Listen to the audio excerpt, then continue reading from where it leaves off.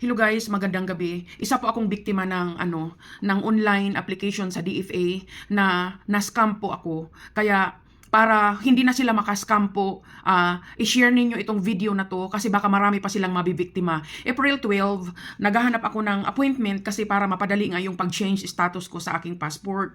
So, nag-search ako, DFA, mga ganon, nakakuha ako ng appointment. Tapos tiningnan ko yun sa Facebook kasi meron silang parang website sa Facebook. Ang nabasa ko doon, ang dami namang nagpatunay na legit sila. So, kumagat ako kasi mayroon akong nakitang mga iba kong kalugar din na nag-like sila. So, ang akala ko talaga ay legit. So, nagbayad ako kahit gabi na. Tapos kinabukasan, pinagbayad nila ulit ako. Ang una kong bayad is 1,565 at saka 935 sa after 2 days.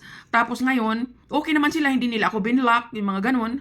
So, naniwala talaga ako. So, ang schedule ko dapat kanina alas 2 ng hapon. And then, pagpunta ko doon sa DFA dito sa Alimol, wala naman daw akong appointment, chinek nila.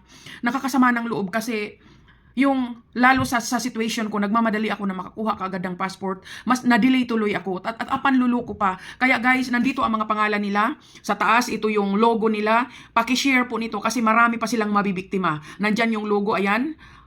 Yan po sila. Pagkatapos nasa Facebook sila. Tapos ang binayaran kong pangalan is Milimar Viga. Yan yung pangalan niya at saka ang may nakalagay kasi doon, andito naman yung resibo niyan, makikita nyo sa taas. Walang hiya ka talaga, ang kapal ng mukha mo, hindi ka ikaw Milimar Viga, hindi ka magiging successful sa panluloko. Mark my word, ang Panginoon ay hindi natutulog sa mga ginagawa mong ini-scam mo yung mga tao. Ang kapal ng mukha mo, makakarma ka.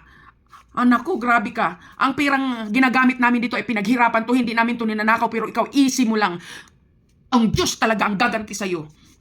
Ayan guys, paki-share tong video na to, pakikala to, nandyan yung pangalan nila sa taas. Maraming salamat po.